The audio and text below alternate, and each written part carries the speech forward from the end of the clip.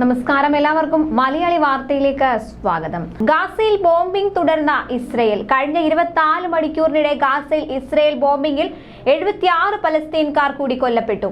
റഫയിലെ 3 വീടുകളിലാണ് ബോംബിട്ടത്. വടക്കൻ Israel Lebanon അതിർത്തിയിലും സംഘർഷം കനത്തു. കഴിഞ്ഞ ദിവസം ലെബനനിൽ ഇസ്രയേൽ നടത്തിയ മിസൈൽ ആക്രമണത്തിന് തിരിച്ചടിയായി ഹിസ്ബുള്ള വടക്കൻ ഇസ്രയേലിലെ അതിർത്തി പട്ടണമായ കിര്യത്ത് ഷമൂണയിൽ കനത്ത റോക്കറ്റ് ആക്രമണം നടത്തി. ഇസ്രയേൽ നടത്തിയ ആക്രമണത്തിൽ ആരോഗ്യ പ്രവർത്തകർ ഉൾപ്പെടെ 9 പേരാണ് കൊല്ലപ്പെട്ടത്. ഹിസ്ബുള്ളയുടെ തിരിച്ചടിയിൽ ഒരാളാണ് കൊല്ലപ്പെട്ടത്. ഇസ്രയേലിന്റെ സഖ്യകക്ഷിയായ US വോട്ടെടുപ്പിൽ നിന്ന് വിട്ടുനിന്നതിൽ പ്രതിഷേധിച്ച് ഇസ്രയേൽ പ്രധാനമന്ത്രി ബെഞ്ചമിൻ നെതന്യാഹു US സന്ദർശനം റദ്ദാക്കിയിരുന്നു. ആഭ്യന്തര സമ്മർദ്ദത്തിന് വഴങ്ങില്ലെന്ന ഹമാസിന് സന്ദേശം നൽകാനാണ് US യാത്ര റദ്ദാക്കിയതെന്നാണ് ഇസ്രയേൽ പ്രധാനമന്ത്രി അറിയിച്ചത്.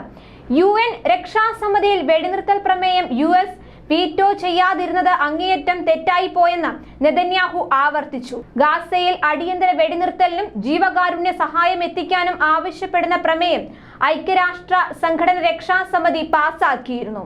അമേരിക്കയിലേക്ക് ഇസ്രയേൽ സംഘത്തെ അയക്കുന്ന കാര്യത്തിൽ തീരുമാനമായില്ലെങ്കിൽ കൂടി ബൈഡൻ ഭരണകൂടവുമായി ഏറ്റുമുട്ടലിനില്ലെന്ന സൂചന നൽകിയിരിക്കുകയാണ് നെതന്യാഹു. അത്യന്തം സങ്കീർണമായ ഈ ഘട്ടത്തിൽ റിപ്പബ്ലിക്കൻ ഡെമോക്രാറ്റിക് പിന്തുണ ഇസ്രയേലിന് ഏറെ അനിവാര്യമാണെന്നും നെതന്യാഹു പറഞ്ഞു. റഫ ആക്രമണം ഉൾപ്പെടെയുള്ള കാര്യങ്ങൾ അമേരിക്കൻ നേതൃത്വവുമായി ചർച്ച ചെയ്തെന്ന് ഇസ്രയേൽ പ്രതിരോധ മന്ത്രി യോവ് ഗാലന്റ് അറിയിച്ചിട്ടുണ്ട്.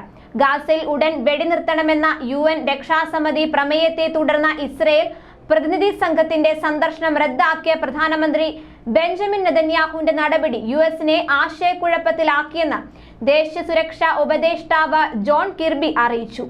UN പ്രമേയം പാലിക്കണമെന്ന നിർബന്ധമില്ല, അതിനാൽ അത് ഇസ്രയേലിനെയോ ഹമാസിനെ നേരിടുന്നതിനെയോ ബാധിക്കില്ല. പ്രമേയം വീറ്റോ ചെയ്തുവെന്നത് USന്റെ ഇസ്രയേൽ നയത്തിൽ മാറ്റമുണ്ടാക്കിയില്ല എന്നും കിർബി പറഞ്ഞു. റഫേലെ കരയാക്രമണം തടയുക എന്ന ലക്ഷ്യത്തോടെയുള്ള ചർച്ചയ്ക്കായി US ആവശ്യപ്പെട്ട പ്രകാരമാണ് പ്രതിനിധി സംഘത്തെ അയക്കാൻ നെതന്യാഹു സന്നദ്ധനായത്. ഹമാസ് മുന്നോട്ട് വെച്ച പ്രധാന ഉപാധികളൊന്നും സ്വീകാര്യമല്ലെന്ന് ഇസ്രയേൽ മധ്യസ്ഥ രാജ്യങ്ങളെ അറിയിച്ചതായി ഔദ്യോഗിക വൃത്തങ്ങളെ ഉദ്ധരിച്ച് അൽ ജസീറ റിപ്പോർട്ട് ചെയ്തിരുന്നു.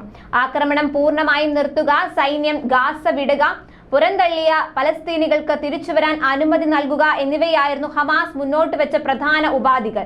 ഇതിൽ ആദ്യത്തെ 2 തള്ളുന്നതായും പലസ്തീനികളുടെ തിരിച്ചുവരവ് ഉപാധികളുടെ പുറത്ത് മാത്രമായിരിക്കും എന്നുമാണ് ഇസ്രയേൽ മധ്യസ്ഥ രാജ്യങ്ങളെ അറിയിച്ചത്. എന്നാൽ ഇസ്രയേൽ മുന്നോട്ട് വെച്ച ആവശ്യങ്ങൾ ഹമാസും തള്ളുകയാണ് ഉണ്ടായത്. ന്യൂസ് ഡെസ്ക് മലയാളി വാർത്ത.